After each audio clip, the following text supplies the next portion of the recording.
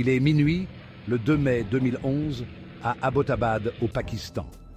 L'opération Trident de Neptune. Le monde retenait son souffle, inconscient du drame qui se déroulait. Un groupe de 79 hommes armés avance discrètement vers la forteresse secrète de l'homme le plus recherché du monde. Leur cible n'était autre qu'Oussama Ben Laden, le terroriste le plus recherché au monde.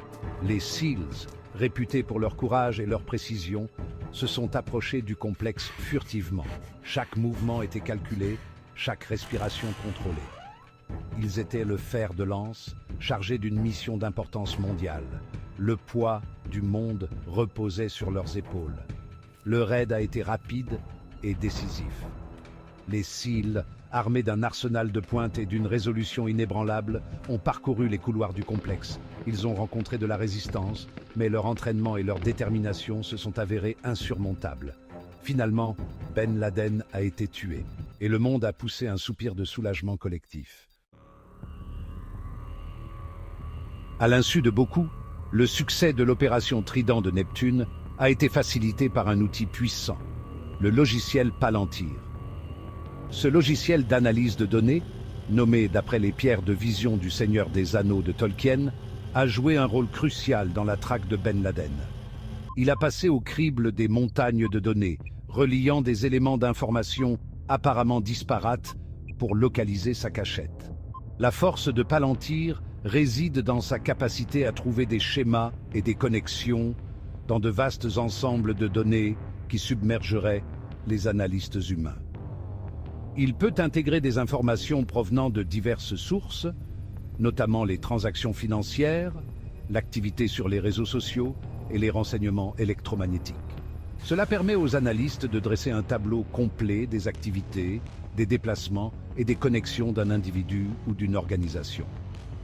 Dans la chasse à Ben Laden, Palantir a aidé les analystes à suivre ses messagers, à analyser les schémas de communication et à identifier les repères potentiels. Il a fourni les renseignements cruciaux nécessaires pour planifier et exécuter le raid avec une précision chirurgicale. La capacité du logiciel à relier les points s'est avérée inestimable pour traduire en justice l'homme le plus recherché au monde. Palantir Technologies a été cofondé par Peter Thiel, un entrepreneur de la Silicon Valley, et Alex Karp, un philosophe et PDG. Leur vision était de créer un outil capable de lutter contre le terrorisme et de protéger la sécurité nationale tout en respectant les libertés civiles.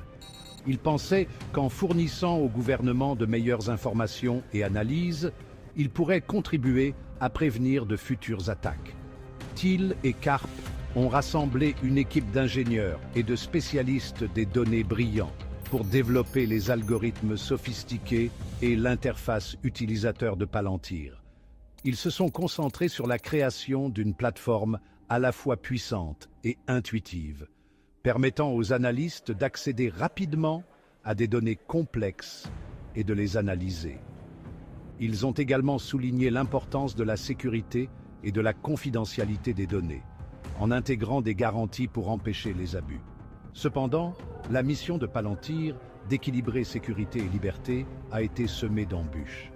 Les critiques soutiennent que la technologie de l'entreprise permet une surveillance de masse et pourrait être utilisée pour cibler des individus en fonction de leur origine ethnique, de leur religion ou de leurs convictions politiques. Ils soulignent les contrats de l'entreprise avec les forces de l'ordre et les agences de renseignement, qui ont utilisé Palantir à diverses fins, notamment le contrôle de l'immigration et la police prédictive. L'impact de Palantir sur la sécurité mondiale est indéniable. Son logiciel a été reconnu pour avoir déjoué des complots terroristes, démantelé des réseaux criminels et sauvé des vies. Cependant, la puissance de Palantir s'accompagne d'une lourde responsabilité. La technologie soulève des questions éthiques et juridiques sur l'équilibre entre sécurité et vie privée. À mesure que les capacités de Palantir croissent, les préoccupations concernant son potentiel d'abus augmentent. Le débat sur le rôle de Palantir dans la société se poursuit.